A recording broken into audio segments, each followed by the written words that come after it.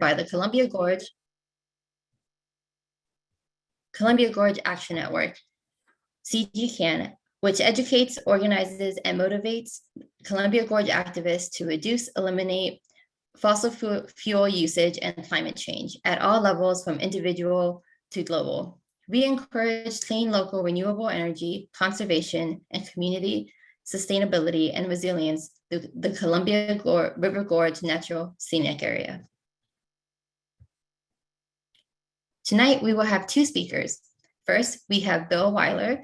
Bill is a career wildlife biologist. He is a member of Columbia Gorge Climate Action Network and the founder of GEO, Gorge Ecology Outdoors. Next, we will have Denise Lopez. Denise is a conservation organizer for Friends of the Columbia Gorge with extensive experience working with communities of color and equitable access to natural resources.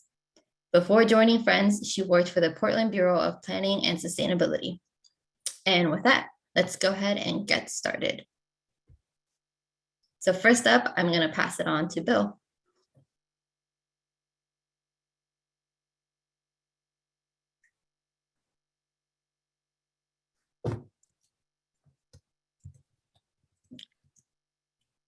Hello there, can you see? Oops. Can you see the slides? Yes, we can. Excellent. Well, good evening. Thank you so much for inviting me. I love giving talks about fish and wildlife. There's been some pretty bizarre weather in the past year, 115-degree temperatures, and the weather we're experiencing now. Here's my contact information at the bottom. I'd love to be in touch with folks. I am happy to visit folks' properties and give my 2 cents about how they can, what work they can do in their property to benefit fish and wildlife habitat. So yeah, here's a picture of my home near Lisle. And if you were to guess when this picture was taken, it said November, December, January, February, or March, you would be mistaken.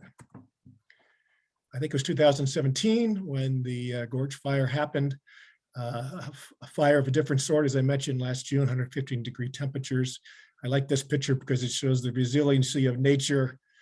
This was just a few weeks, I think, after the fire in the gorge. Even though I have some ideas about what we can do about climate change impacts to fish and wildlife, I thought I'd put this picture in right now since I just mentioned fire. Prescribed burns are one of the best things we can do to lessen the risk of fire. This is a proven technique that takes place all over the West. This is a scene from, I think, a year ago near Lisle. And even though the detriment is obviously smoke that comes through, if y'all remember when the gorge fire was, the smoke can last for days. And I was doing a wildlife survey in Wasco County. We looked at a spot that had been cut, had been logged, and then we looked at a spot that had been logged and prescribed burn. And the log place looked like it was about ready to start another fire. The brush was almost impenetrable, and it had not done the job of reducing fire risk. The spot that had been burned was an open canopy. Wildlife could move through it, and so could we. All right, let's talk about species that are being affected in the gorge by climate change. What mammal has been proposed for endangered species listing due to global warming? And no, it's not the Ewoks. For some reason, the Ewoks remind me of this species, which is the pika. The pika is a relative of the rabbit, and it never was listed for climate change. This is the range. Sorry, this is a fuzzy photo. It really shows the mountainous areas of the West. The pikas are typically found, in fact, almost entirely found, a timberline or above, except for the Columbia River Gorge. This is a if the temperature gets to just 78 degrees, just 78, pikas can become stressed, hyperthermic, and die. That's why they live in the rocks. If you've ever been inside of a cave, you know that it's quite cooler in there. Why are the pikas seeming to do much better here in the gorge than in their alpine areas? Researchers are pinpointing the plant in front of this picture, and that is moss. Moss has low nutrition value, but there's a lot of it, and it's right next to their homes, their dens. And so they seem to be able to utilize this plant into a food source that is abundant and it is there year round. Don't hibernate. One of the big problems of warming temperatures are the increase of the forest up the slope of the mountains. And there are a lot of species of wildlife that really like the open areas, and forest provides some problems for them. Let's talk first about the snowshoe hare. You can see this animal is in the process of changing color. I think there are 14 species. I didn't know there were that many in the United States that actually changed to white during the wintertime. And when you have a good snowpack, these animals do blend in. Remember, a lot of animals, especially those that prey upon snowshoe hares, are colorblind. So this would be a pretty good way to hide yourself. But what happens if you change color, but the snow hasn't come? That really allows you to be seen much easier. And so that is problematic for the snowshoe hare. Picture of a lynx going after a snowshoe hare. We don't have lynx yet in the gorge. They are all being reintroduced closer to us from Canada into the Spokane area. Mountain goats. If I were to ask you how many mountain goats are found at Mount Hood, you might come up with some type of estimate number, but unfortunately the Fish and Wildlife people from Oregon tell me there are none in Mount Hood.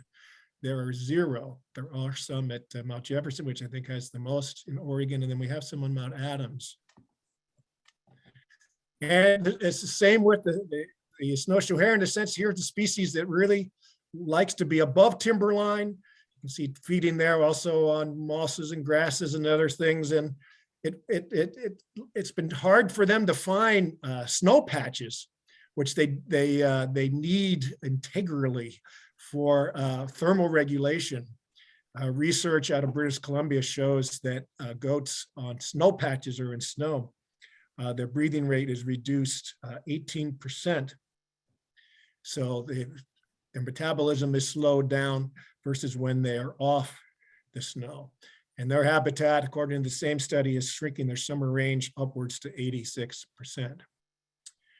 Marmots, also strange to have those in the gorge, especially in the Dallasport area. Maybe you've seen them at Horsethief Lake. Again, they're species of the upper mountain areas.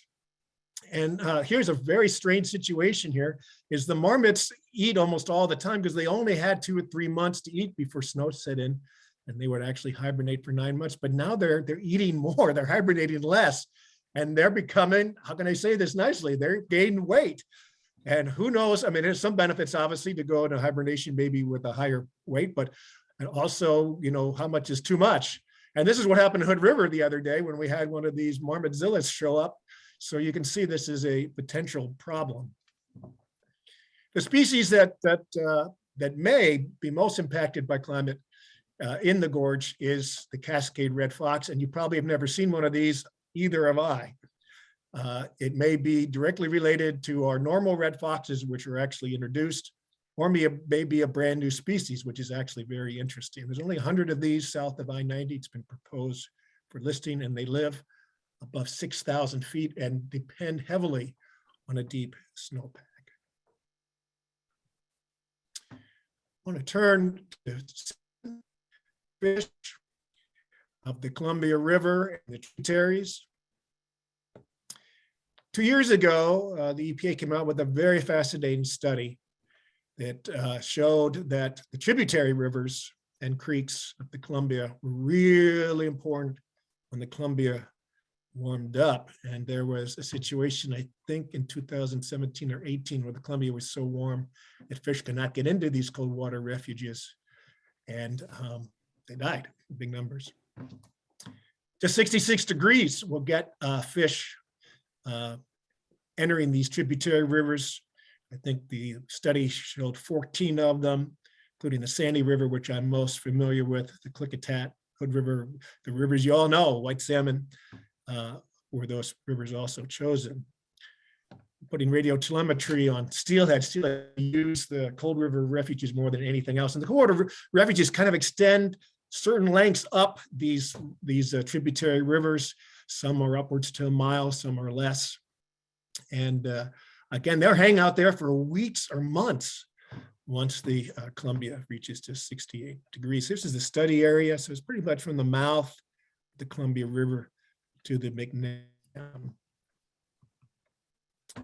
Tanner Creek was found to be the coldest Oregon stream in terms of cold water refuge. It had a nice buffer between its cold temperatures and the warmer Columbia River. The Sandy River, where I've been working the last 10 years, was only a few degrees cooler. And the models show, of course, that the Sandy will become too warm for fish unless we do something about it. Little White Salmon River on the Washington side was considered the coldest of the cold water refuges. I know also that Drano Lake, because it's so deep, also was a nice refuge. I only had 15, 20 minutes to speak. I don't know what time it is, but I'm going to end up here with just some ideas and things we all can do to help fish and wildlife, fight climate, and just generally. My daughter and I set up an organization called Trees of the Gorge. Our goal was to establish and plant 1 million new native trees and shrubs in the gorge. And if you think that is the silliest, impossible goal of all time, I'm very pleased to report that at the Sandy River Delta alone, exit 18 off of I-84, we planted 1.5 million trees and shrubs. Fall is the best time to plant. If you're interested in odd planting, get a hold of me, and we will do that. This October is the best month, in November. In addition to the normal type of plants you would put in, especially this is the west side of the gorge, we also been experimenting with climate adaptive or resilient plants. This is Ponderosa Pine. And again, you might be shaking your head like, why are you planting pine on the west side of the state? And the reason is research out of Olympia says that this works really well. And we found after 4 years of planting regionally native but not locally native trees and shrubs that they've done extremely well. And we're also finding that some of these that we planted at the Sandy River Delta are also showing up via Mother Nature. So they're already starting to arrive. Another plant that's done really well in our plantings at the Delta is the Pacific drone. Farmland, that might be an interesting picture to have during my talk, but it's really important to protect farmland in the gorge. And I've been talking to a couple of farmers lately, and you saw my first slide of snow, and the word to a person who's farming right now because of the cold temperatures is worried. So I hope that warmer temperatures start coming in for all of us in our gardens and pollinators and all of that. I was also told by the farmers that 80%, I thought it was more than that actually, of our food comes from California. In terms of transportation costs, and just keeping transportation down, it'd be much better to produce locally. From wildlife nexus standpoint, bears and coyotes love apples. Taking kids outside, I think, is always going to be one of the best things we can do, not only for family members and friends and kids, but the planet itself. Here's some ideas. There's a slew of other Earth Month activities that are going on online. We have, with my nonprofit at Gorge Ecology Outdoors, a really nice program that has high school students mentor third graders. You can take part in the Master Naturalist program out of OSU. We explore all parts of the gorge from west to east, and that's really fun. And then we also have a program that brings underserved kids, down the Klickitat River, which is really a wonderful experience for them. When we first planted trees on the Sandy River Delta, first of the 1.5 million trees, we had elementary school students, middle school students, and high school students. And when I asked the teachers what they liked or didn't like about our program, I thought they would say positively that the kids are outdoors, they were working together, they were planting the trees, but none of them said that. They all said it was the mentorship of the junior high and high school kids. So as a grandfather myself, I'm particularly drawn to this photograph here, bringing grandkids outdoors. And I think that's all that I had. I'll look forward to hearing any questions and trying to answer them during the question and answer time. Thanks so much for your attention, and we'll turn it over now to Denise.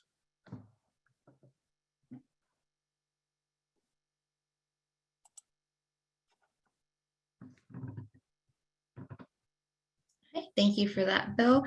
I will just say, as Bill mentioned, if you have any questions for Bill or Denise during her presentations, feel free to go ahead and leave them in the chat or the Q&A. And Denise, if you're ready, you can go ahead. I am ready. Give me a few minutes to get my screen ready.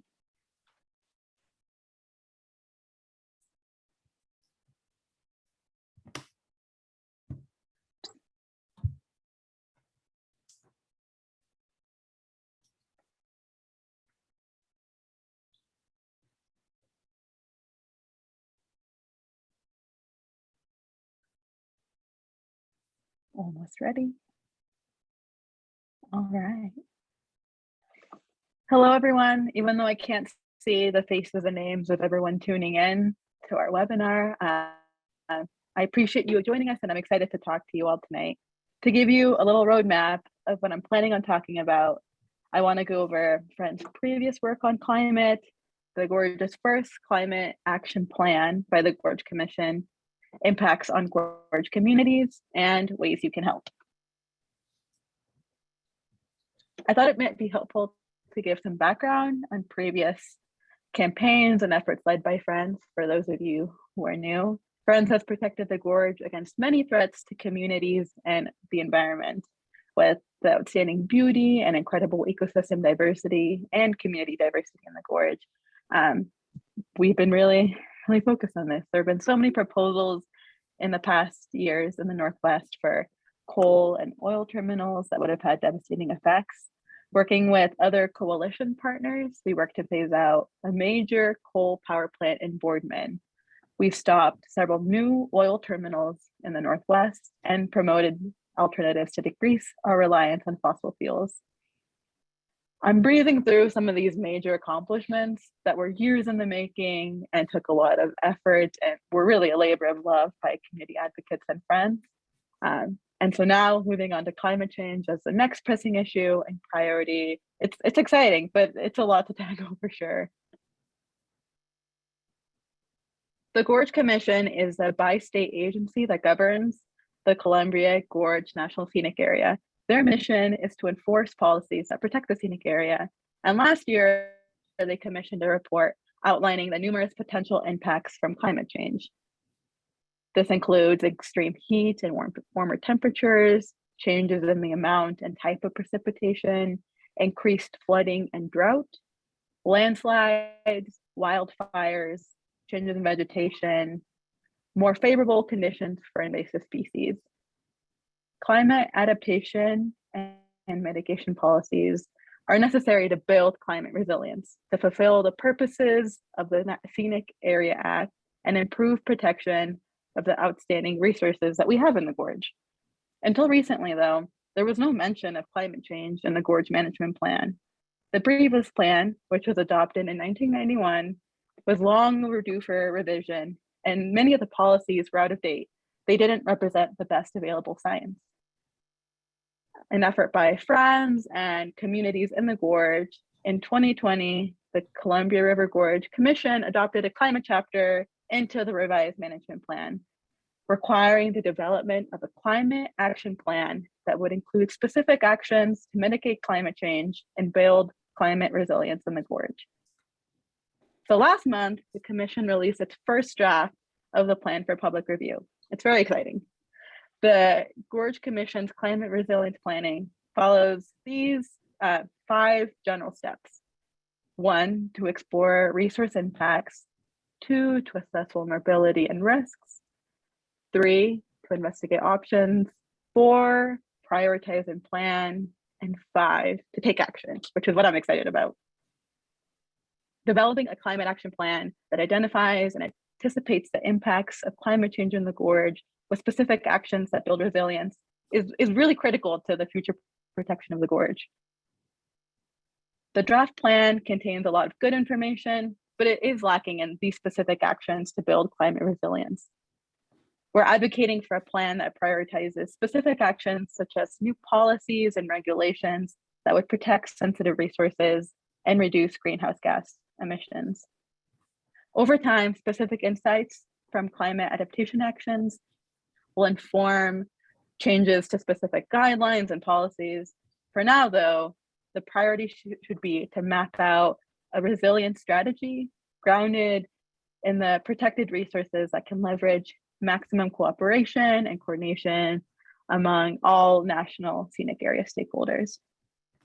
The strategy is timely considering the accelerating policy environment and the fact that while many groups have begun planning for resilience in the scenic area, implementation is at a very early stage. It's not too late, but we got to get moving. I've mentioned the words in the last slide, mitigation and adaptation a few times, and just want to define them for folks. Adaptation is the process of adjusting to the actual climate and its effects. So adaptation actions would support ecological and community resilience. Mitigation are actions that reduce the sources or enhance the sinks of greenhouse gases. And resilience, which ties it all together, is the ability of a social or ecological system to absorb disturbances while retaining the same basic structure and ways of functioning, and the capacity to adapt to stress and change. And these three definitions come from the Intergovernmental Panel on Climate Change, IPCC, which you might hear a lot about if you're in the climate circles. The Climate Action Plan outlines two goals. The first goal is to build resilience and adapt to climate change by addressing the most pressing impacts on natural, scenic, cultural, and recreation resources, and to protect the economic vitality of communities in the scenic area. The second goal is to mitigate climate change by reducing greenhouse gas emissions and by protecting and enhancing carbon storage in the scenic area. Climate change is already having a pretty dramatic effect on gorge ecosystems and habitats for species like salmon and pika. Bill gave a great outline on some of the other species that are impacted. Warming temperatures are causing the spread of invasive species, such as bark beetles that are killing Ponderosa pines in the gorge. Climate change is also impacting the health of gorge communities. While health has always been affected by climate and weather, it's the change in climate and climate variability, particularly changes in weather extremes, as we've seen, especially this past summer, that are significant threats to human health. Climate change impacts our health, environment, and our economy. So for example, warmer temperatures would increase the frequency, intensity, and duration of heat waves, which pose health risks, particularly for young children, elderly, pregnant women. And climate change can also impact human health by worsening air and water quality, increasing the spread of certain diseases, and altering the frequency or intensity of extreme weather events. The disproportionate impact of climate change on community of colors is well known in research. Simply by being a person of color, you're more likely to breathe in polluted air, drink contaminated water, and generally have a harder time accessing healthy resources. And talking about climate change, many rarely include immigrants and people of color who often work in industries directly impacted by climate change at the forefront of these conversations. In the gorge, all benefit from their labor, but their experiences aren't always prioritized. As a community organizer for Friends, I'm just trying to bring them into the fold. We have many communities of color in the gorge, which is exciting. Owasco County has the highest Native population. Hood River County has the highest Latinx population. And as we see more population growth in the gorge, and we see new challenges in our communities, it's important to include community leaders in planning and discussions around climate impacts. This also means engaging in issues that traditionally might not be a priority. Since I've started at Friends, I've spent a lot of time working with a local Latinx community organization in the gorge called Comunidades, amplifying voices for environmental and social justice. I've connected with our community and the many ways they support one another, including farm workers. As an environmental justice organization, they cover a wide range of issues, cleaning up the river, hosting forums and workshops to make it easier for their communities to engage. This picture on the right is special and was submitted during the 2022 Friends Photo Contest by Yesenia Robles. She shared a really special story that I'd like to share with you all tonight.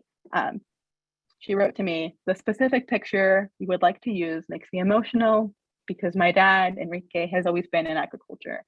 His family comes from a long line of farmers in Zacatecas, Mexico. My grandfather was a bracero in California, and my dad joined him when he was of age. Both my dad and my mom have worked at diamond fruit growers for 30 plus years now, and they used to pick cherries in the summers as well. My dad's favorite hobby is gardening. In the summers, we'll spend all day outside tending to his garden. It's who he is. To me, this picture represents my family history and also a beautiful cultural legacy of caring for the earth and providing sustenance for generations." I bring up the story because it's different from some of the narratives you hear. And I think it's important to uplift communities wherever we can. All right, now moving on to how to take action on the climate action plan. So the draft plan is a step in the right direction and has a lot of valuable information regarding the potential effects of climate change in the gorge. However, the plan, as I mentioned before, contains very few actions to build climate resilience in the gorge. Mapping, monitoring, and studies are important, but they're only valuable if they're used to inform specific policies that reduce greenhouse gas emissions and build climate resiliency. The urgency is very real because climate change and its impacts are accelerating. Just the day before the Gorge Climate Action Plan was released, the Intergovernmental Panel on Climate Change, IPCC, issued its Climate Change 2022 report. The report concluded that the dangers of climate change are accelerating, and nations and governments aren't doing nearly enough to reduce greenhouse gas emission and build resiliency to the effects of climate change. Anyone can take action by writing to the Gorge Commission. Friends has a system of what is called action alerts. We read and distill what's important and send that out using a form, as you can see here on the right, with a that's pre-filled, and we'll send an email to your Gorge commissioners. We also use it for other topics and campaigns to send comment to other government agencies and elected officials. We'll include the link in the chat and after the webinar for anyone who's interested and hasn't heard about it. There also will be opportunities for speaking at Gorge Commission meetings if that makes more sense to you and you feel really passionate about this.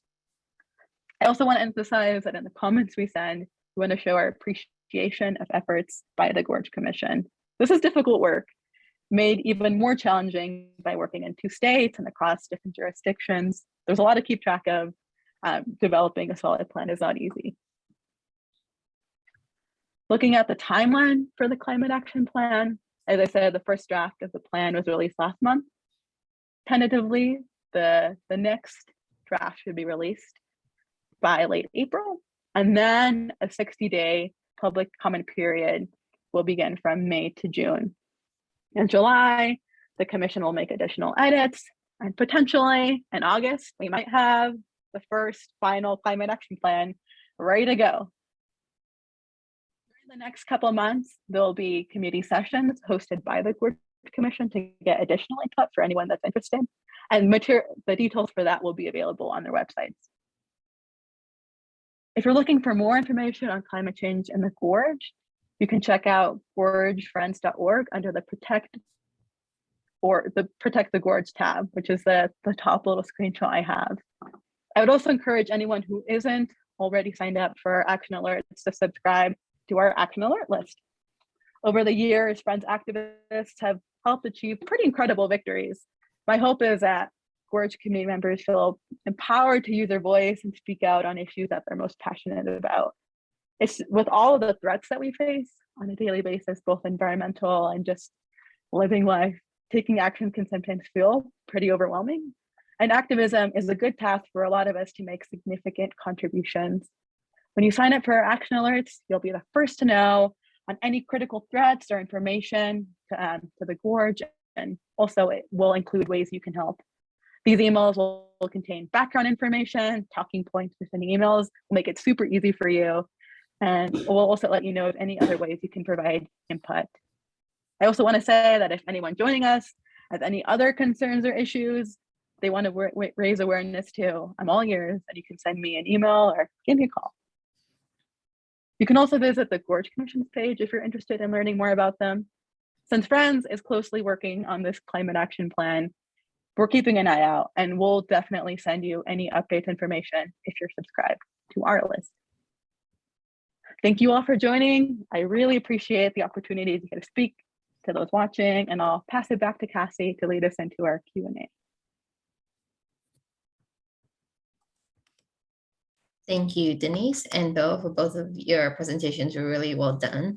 I'm going to go ahead and just give one more reminder. Feel free to drop in questions into the Q&A button at the very bottom. I did see some questions into the chat, so I will do my best to read those as well. So with that said, let's go ahead and get started. let's see. Okay, so I'm gonna start with a few easy questions to get us started. I believe this question is for Bill. What are pika's natural predators? You almost think there wouldn't be any, because when you get pretty close to them, they're very skittish and they hide and they're close to their burrows. But there are a number of animals that like to eat them for lunch. Coyotes for one. Also martins. If you know what a martin is, it's this incredible big weasel that's orangish colored. Hawks are probably the most successful because they can strike from above. In other portions of their range in Canada and Alaska, gray wolves and weasels. Hey, weasels. Okay, well, thank you for that one. And Denise, I'm going to pass it to you. But Bill, feel free to jump in if you want to answer this one as well. First question is, what can we do to reduce carbon emissions in the gorge?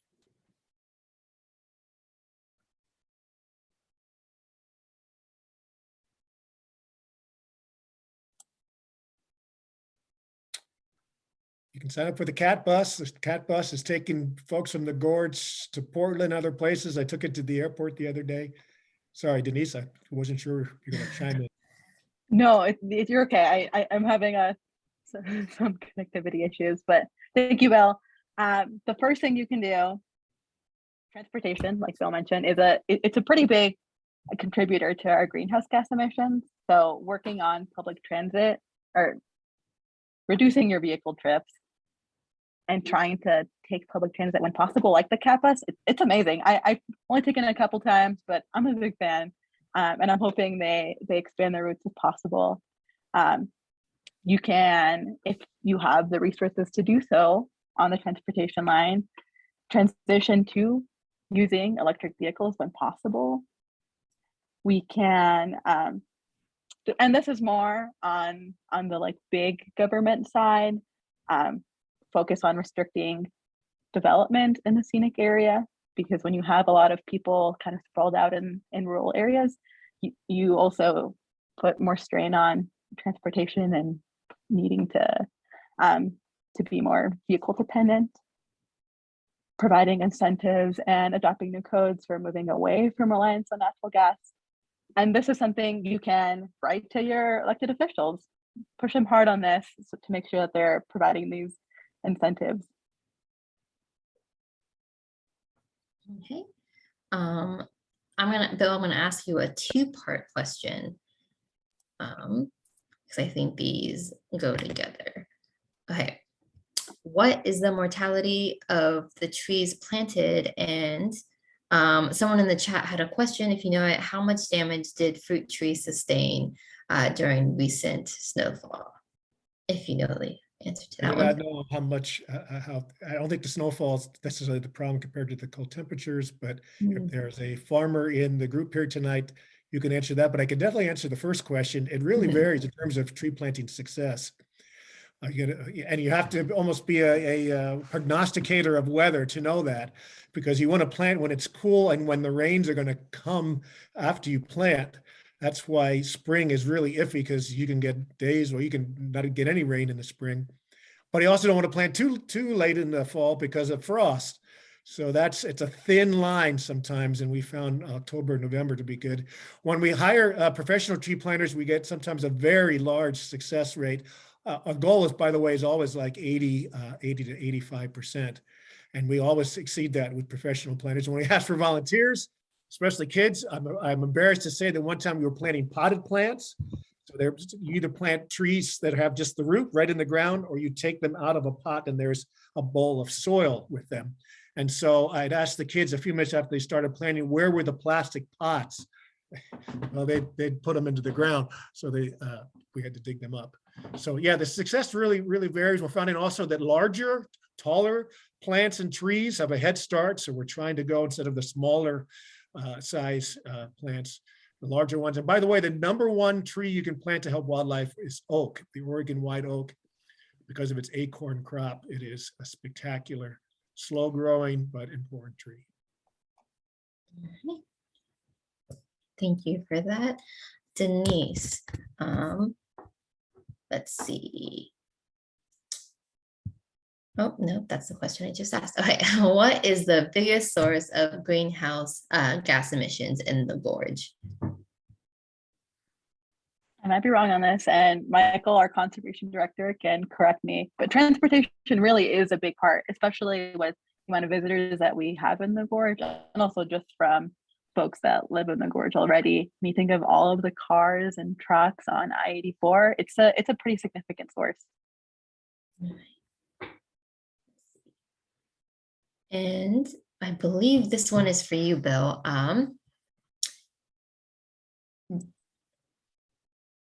Okay, so Karen asked, what is it going to take to get California condors released in the gorge?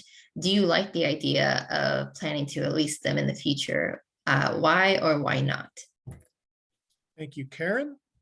Lewis and Clark floated down the river 200 years ago. They arrived at Wind Mountain, which is next to the Dog Mountain, and they shot a condor, so we know they've been here in the gorge.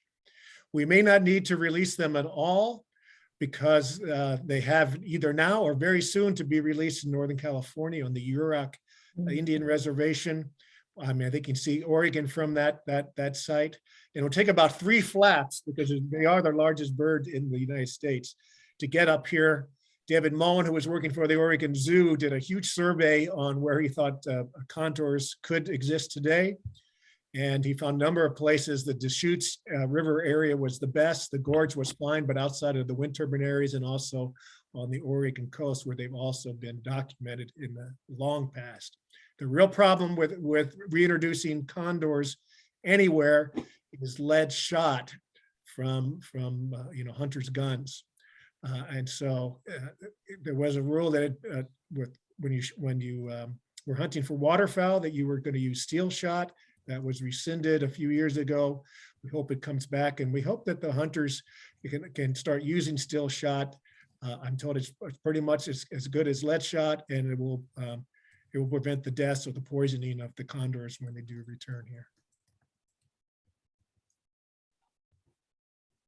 Okay. So Denise, this is kind of a long question. So if I need to repeat it, just let me know. The earlier draft of the Gorge Commission Climate Action Plan proposed having more residential development, such as accessory dwelling units on rural lands within the National Scenic Area. How does this mitigate or adapt to climate change? It does not allow us to adapt to climate change. By having scattered rural development, it increases carbon emissions, kind of the transportation bits that I've been talking about in the past couple answers. By committing more rural land to development, it also increases the vehicle trips. When you think of how many services, essential services, grocery stores, food, healthcare are available in the gorge towns that you need to travel to. And it also increases fire risk. Also, going back to a little bit that Bill said in his presentation too, we got to protect the farmland as well.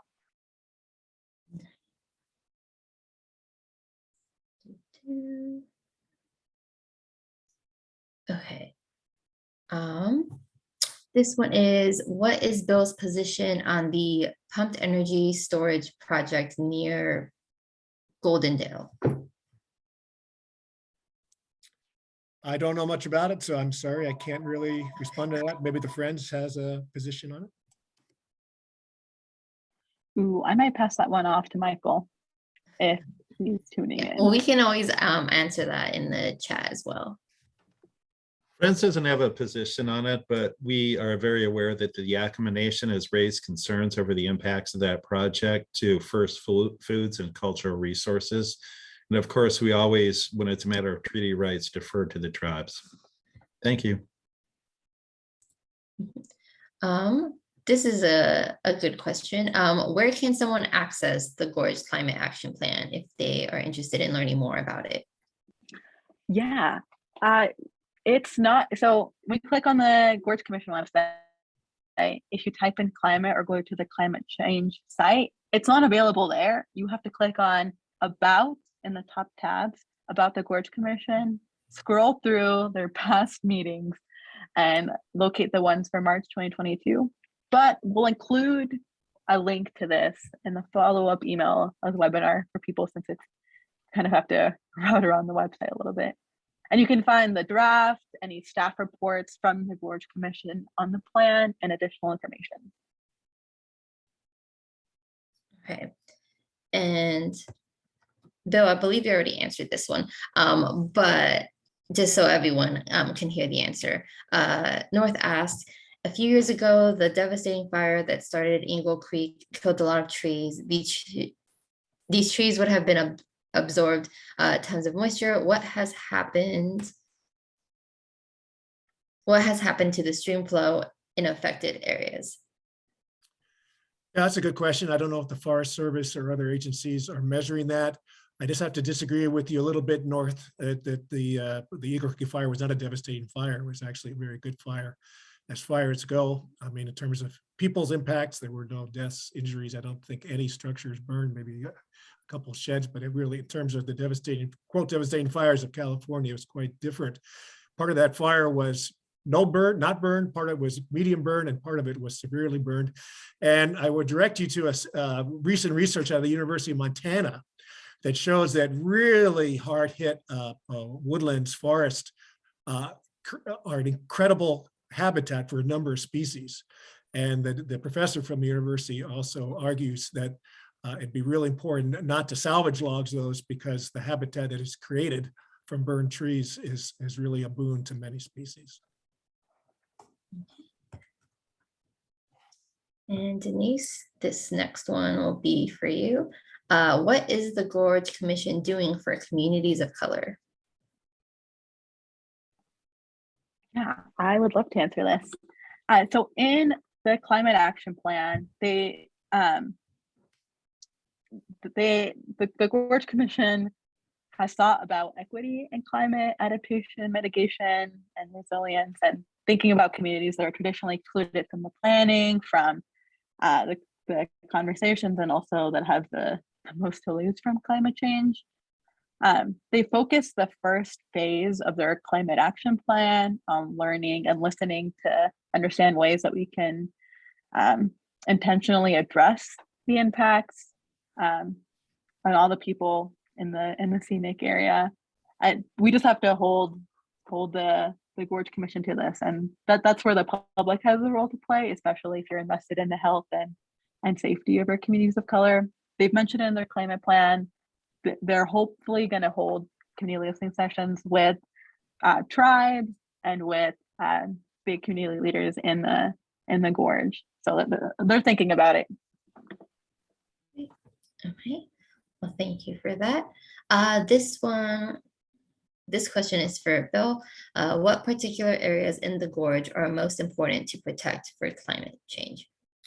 Spectacular question. When the University of Washington came out with their regional climate change study, they predicted that areas west of Hood River would not be as affected as areas east of Hood River. Well, the 115-degree temperatures show that didn't really happen yet, and also the snow has also hit both areas.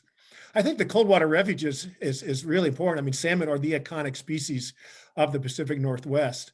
And if we can deal with those tributary streams to make sure they don't warm up enough so they're the same temperature as the Columbia, so these fish have a chance to get out of the Columbia, I think that would be a great place to start. And there is work on that. I think the Gorge Commission plan identifies at least half of those rivers. I wish they would identify all of them.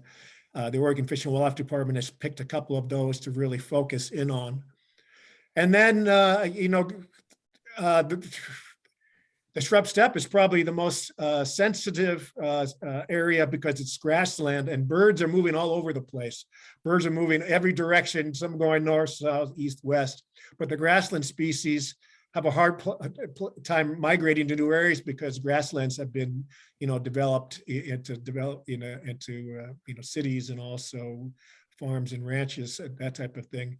So those species like meadowlarks, for instance, are really being impacted by climate change. This next question is two-part question. So feel free, Bill or Denise, to answer this. What will it take to reduce Columbia River temperature to support salmon through the summer? And is the Gorge Commission, or does the Gorge Commission plan address this? You can answer whether the Gorge Commission plan addressed this maybe. It's pretty hard to reduce temperatures in the Columbia per se. The river is enormous, and obviously, if you plant shade trees, it's not going to do much. There has been effort. The Yakima folks, the Yakima tribe, has done some channelization work at the White Salmon rivers, my understanding, to deepen those temperatures. Obviously, a stream that it's deep, it's going to be cooler at the bottom. But they also have plans, I think, for the Klickitat River, mouth of the Klickitat as well. And then, as I mentioned, streams that feed these rivers, such as Gilmer Creek, that might feed one of the rivers. That's the place to really focus in on your tree planting. So the tree shade can extend bank to bank to be able to keep those temperatures cooler as they dump into the larger rivers. It is mentioned in the climate action plan. This is one of the areas too where we need a little bit more action. It's in various parts. Reducing stream temperatures is listed as a priority, both for the protection of salmon, but also thinking about the tribes in the gorge and how salmon are part of their first foods. Michael can fill me in on the specifics if I'm missing anything, but I'll pass it off to you, Michael. The Gorge Commission doesn't have authority over regulating temperature within the main stem of the Columbia River. That's an exception in the federal law that the National Scenic Area Act that enables the Gorge Commission. That's left to other federal agencies and their regulatory authority. Lisa Cook has just put into the chat that I think addresses the question too a little bit. Lisa works for the Gorge Commission. Hello, Lisa. Perfect. Okay. Let's see. Next question is, how much does denying climate change hinder efforts to make progress on climate change? That is a spectacular question. At the Lau Community Council meeting a few days ago, we were discussing climate, and a number of folks showed up at the meeting. That some of them did not believe in climate, and it kind of changed the trajectory of the meeting. But I also think that polls show and studies show that the youth across the country, in every county, in fact, are really identifying with the need to act on climate change. I think they're the drivers. And so that is optimistic. And I think the federal and state agencies also are driving a lot of this, the Gorge Commission. And so I think that helps trickle down into the local areas as well.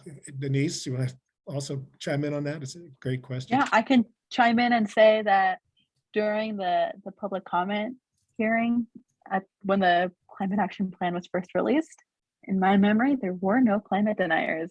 There were a lot of people that were really passionate about climate and had, different opinions on how to get to an ideal goal. And I'm sure it's possible the commission is receiving comments. I have not seen the effects of climate deniers, at least. This question is from Jennifer. Where is the best place to see salmon going up the river? Fall time is time when you get a chance to see a lot of these species, the little white salmon river. They go right up to the hatchery there by the hundreds, thousands. The creek leading up to Multnomah Falls, I've seen them there. I also know at, I'm sorry, the area that burned, that creek has also salmon going up to it. The Sandy River, Oxbow Park. October is a really good time to see them in these tributary streams. Let's see, in late October, I took my grandson fishing up the Klickitat River, and there were gobs of coho salmon at the Fistral Hair Bridge, which is about 1 mile up on Highway 142. Let's see. Okay, for Bill. Is prescribed burning practical in any parts of the gorge? If so, where and when? Well, when is when it's the least chance of a fire getting away and it's the coolest, so that's the winter time. And I think maybe you weren't here at the beginning when I showed a picture actually of a prescribed burn.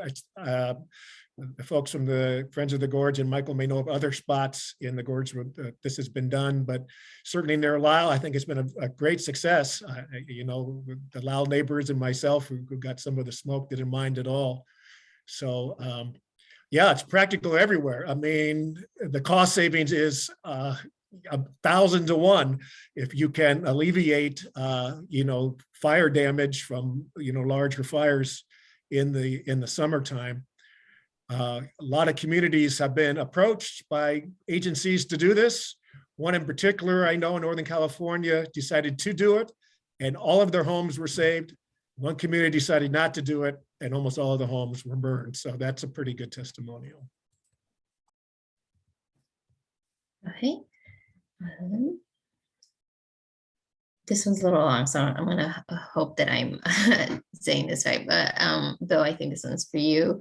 How is the mountain goat relocation program from the Olympics to the Cascades? And are mountain goats Salt Lake dependent in the Olympics? Those are two interesting questions. And at what time it is? 6:56. I'll take the rest of my time to answer this. I remember when I moved to the gorge 30 some years ago, and there was an active plan to move goats into the gorge. I think the Herman Creek area was the spot.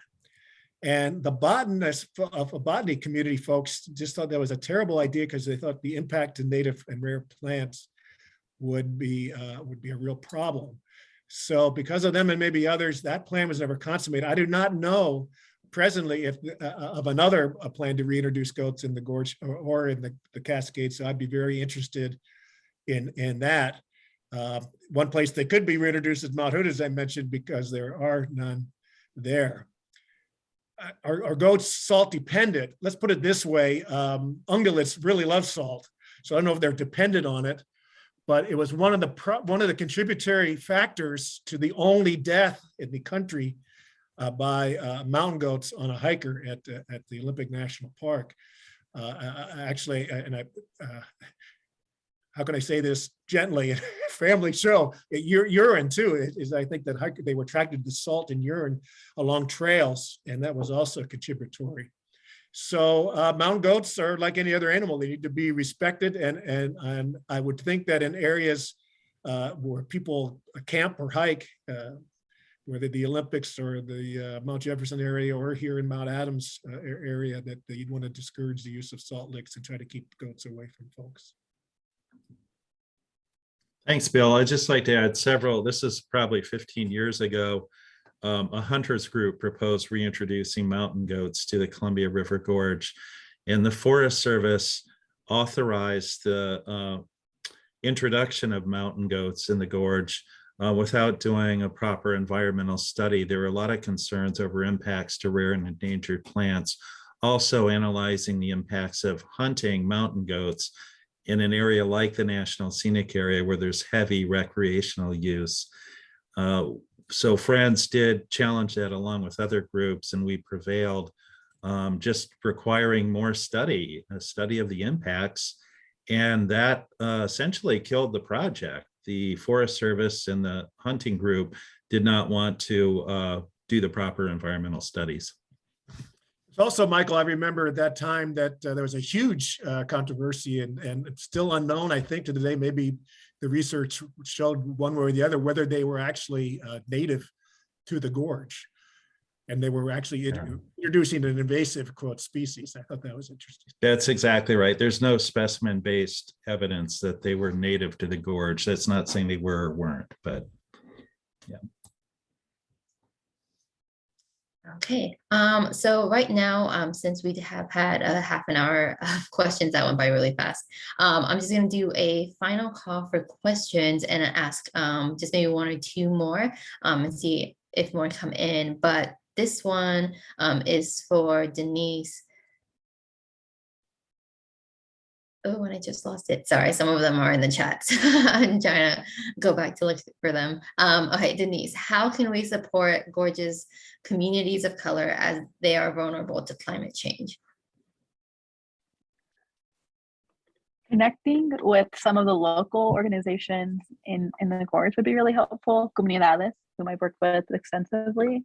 I think because a lot of vulnerable communities tend to look to their trusted community organization, looking to them to see what actions you can do, since we're not the experts, would be great. And finding ways to support, I would say, BIPOC businesses in the Gorge. There's a lot of really great places to support, and making sure that if there's any initiatives or any efforts you see to support communities of color, to take the chance to do so. Perfect. Okay. We have a last one for you, Bill. How can we support the Gorge's flora and fauna as they face climate change? Well, the first thing is to conserve them. There are a number of organizations such as yours that have protected spectacular pieces of land. Obviously, land and conservation would be more resilient than developed lands. The work that you're doing, environmental education, is just absolutely vital as we prepare younger folks for, to be stewards and to be caretakers of the gorge environment. So a lot of research going on that, that will help us in the future with climate change. We've talked about impacts to fish. Planting trees, help us plant another 1 million trees in the gorge would really make a nice difference, carbon capture of those. So there's a lot to do. Pick what you love to do, and join an organization that is doing that work, and or support them financially. And that's a really good almost question to end on. Very nice. Perfect. Okay.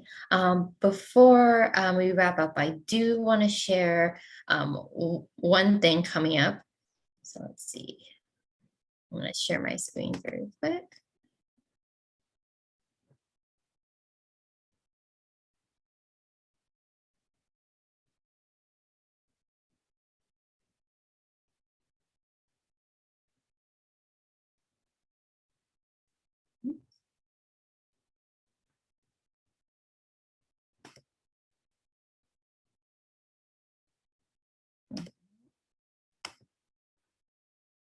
Okay.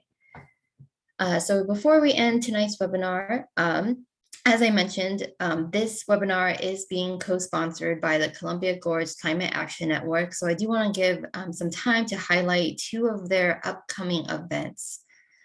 First, on Tuesday, April 19th, the Climate Gorge Action, Columbia Gorge Climate Action Network, CGCAN, will be presenting Business as a Force for Good.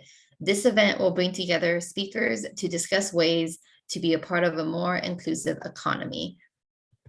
And then on Saturday, April 23rd, will be the Northwest Cherry Festival Parade. This is the largest parade in the Gorge. If you are interested in participating in this event, please register using the link in the chat. We will go ahead and add links for both of these events in the chat. So you are welcome to click on those and learn more about them. Costumes and bike decorations are encouraged for the festival. And on that note, I want to add that these events are absolutely free to the public, so definitely take a look. Okay, and with that, I just want to say thank you to Bill and Denise for the presentations and for all of the questions. If you have additional questions or you would like to reach out to Bill or Denise, I'm going to go ahead and type my email very quickly into the chat, and you're more than welcome to send me an email, and then I can connect you. Let me type that in there. Oops. There you are. So it's Kassy@gorgefriends.org. And I'll go ahead and direct your questions where they need to go with the right person. So thank you both for the time, and definitely take a look at those links. Yeah. Anything that either of you would like to end on before we? Just another wave of thanks to you, Kassy, and to everyone tuning in. It was great to see the questions and comments roll in. Keep in touch, please. Yes, of course. Okay, and with that, I hope everyone has a great night. Enjoy the rest of your Thursday. And the recording will be live in just a matter of days, so be on the lookout for that. Thank you so very much. Good night.